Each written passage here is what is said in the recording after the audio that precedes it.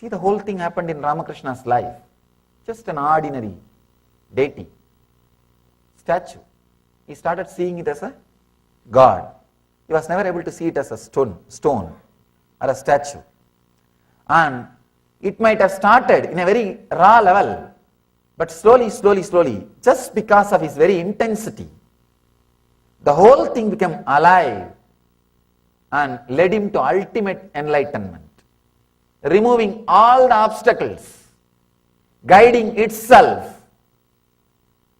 He says, when he goes and talks to the Devi, she says, just to teach you the Jivan Mukti, Nirvikalpa Samadhi, I brought him here, go and learn. Then he comes back and says, he is telling me to drop you. He is telling me to kill you, destroy you. She says, yes, do it. Please understand, anything, when you do it intensely, this is a big question. People come and ask me, if I worship a deity, if I connect with a form of a god, I will end up only in Savikalpa Samadhi. How will I achieve Nirvikalpa Samadhi? As if this fellow is going to achieve Nirvikalpa Samadhi tomorrow. There is so much of junk inside. And how many thousands of janmas it is going to take to get out of that junk? Nobody knows. And these guys brag about as if everything is dropped, only this deity is obstacle. Now that is a big problem. That's a big problem with these Vedantis or the intellectuals. In India, villages, I always tell this one example, Indian villages, they burn the dead bodies. They'll use a big stick, big bamboo to burn the body. Once the whole body is burnt, they will throw that stick also in the same fire and that also will be burnt. Same way, use master's form or God's form to burn the attachment with all other forms.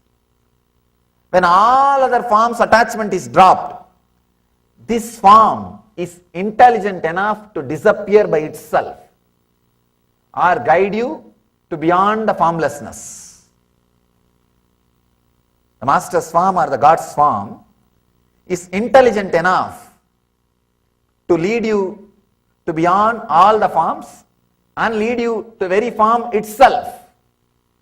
So Kali says, yes, go beyond my form, cut the form. And I can say that is the moment of ultimate gratitude. Ultimate gratitude. He has liberated you from everything and liberates you from himself also. Liberates you from himself also. Then suddenly you will see his form will not be there anymore in your inner space, but you know he is there. He is there. He is there. Intensely present.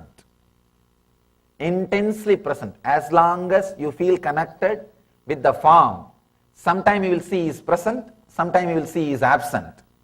And you will struggle to feel connected, maintain that feeling connection continuously. You will struggle to feel the connection continuously. When you are able to feel connected to him beyond his form, you are liberated even from that form.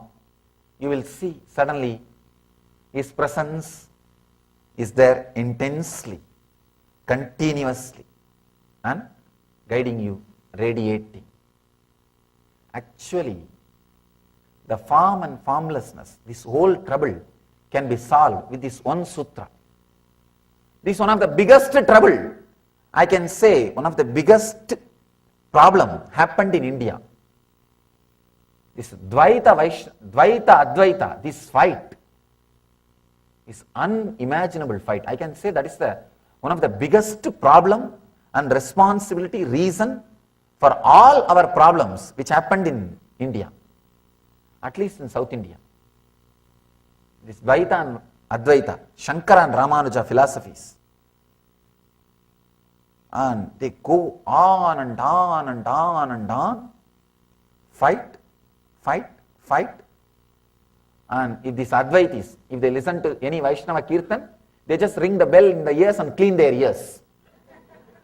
And if these Advaitis, if they see somebody with Vibhuti or they see some Shiva temple, they go and take bath and clean themselves. Now this goes on. Of course, fortunately not now. Sometime when this fanaticism happens, this happens. In one bookshop, there was one bookshop where the Brahma Sutra, Sankara Bhashya and Ramanuja Bhashya both were displayed. I can say these two books created a lot of good things and a lot of fight. One guy came and asked, one volunteer was standing, what is the difference between Shankara Bhashya and Ramanuja Bhashya? That volunteer said 45 rupees. Understand, that is the difference. That is the difference. With intensity, both can lead you to enlightenment. Without intensity, nothing can be done. With intensity, what you practice is not at all a problem. All you need is intensity. There's a beautiful story of a master called Sakya Nayanar. In that 63 Nayanmars, he is on Nayanmar. He was forced and converted into Buddhism in the young age. That time South India, a lot of Buddhist monasteries were there. He was forced and converted as a Buddhist. But somehow he strongly felt connected with Shiva. But he can't worship Shiva. What to do? He has kept on Shivalinga in the garden, in the monastery. Every day morning he will come and throw a stone. Visualizing that stone as a flower, he will throw a stone. If somebody sees and asks, hey, what are you doing? He will say, no, I am only throwing a stone. We should not worship these deities. We should worship only Buddha. That's why I am throwing stone. And the story says, just by throwing stones, Shiva gave him darshan and gave him enlightenment. He became enlightened. Just intensity. What you do is secondary. How you do is the first thing. Intensity and constant practicing. I tell you, with intensity and constant practicing, you will be guided to the right master, right teaching, right technique, and right enlightenment experience. That's what has happened to Ramakrishna. He was sitting in one place, playing with the deity, and she took care. She saw that enlightened master comes to his place and teaches him and leads him to enlightenment. And Totaburi says, after Ramakrishna became enlightened, I can never imagine, because Totaburi himself was a great intellectual Pandit. He says, I can never imagine somebody was worshipping the deities and I am pulled without my knowledge and share this enlightenment, and he became enlightened. He says, through your enlightenment, not only you became enlightened, you taught me a big lesson. You taught me a big lesson. Many times, we forget the power of intensity, abhyasa and vairagya. I can say, whatever may be the obstacle you are facing in your spiritual life, spiritual journey, all you need is this one truth, abhyasa, vairagya,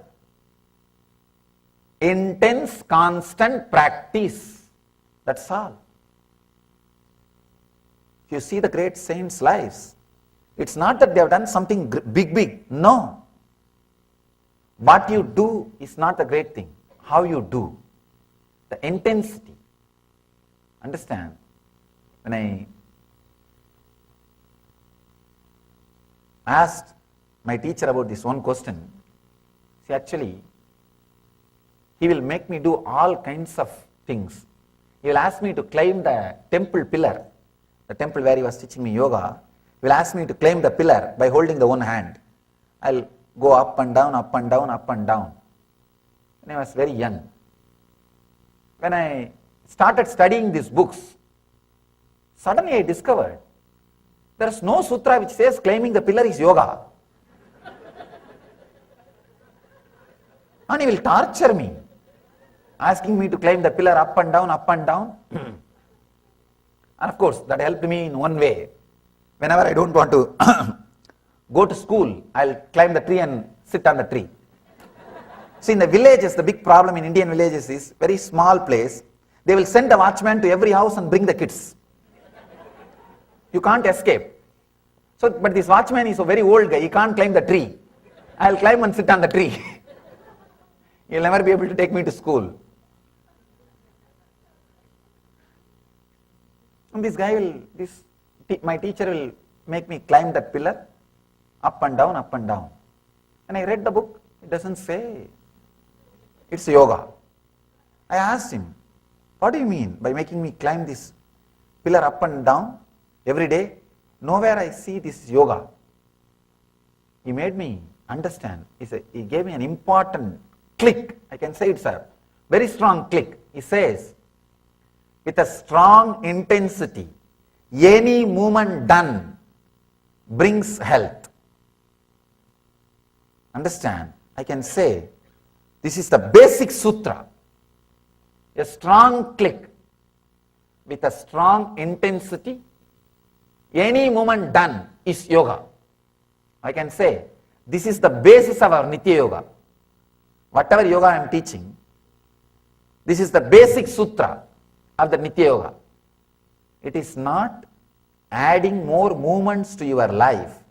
It is adding life to your movements. Intensity. With intensity, any movement done is yoga. Without intensity, even if you do so-called yogas, asanas, it will be more or less an exercise. It may create an effect of an exercise. With intensity, any movement done leads you to yoga. He says beautifully, with intensity and intention, any movement you do, it becomes part of your bio-memory.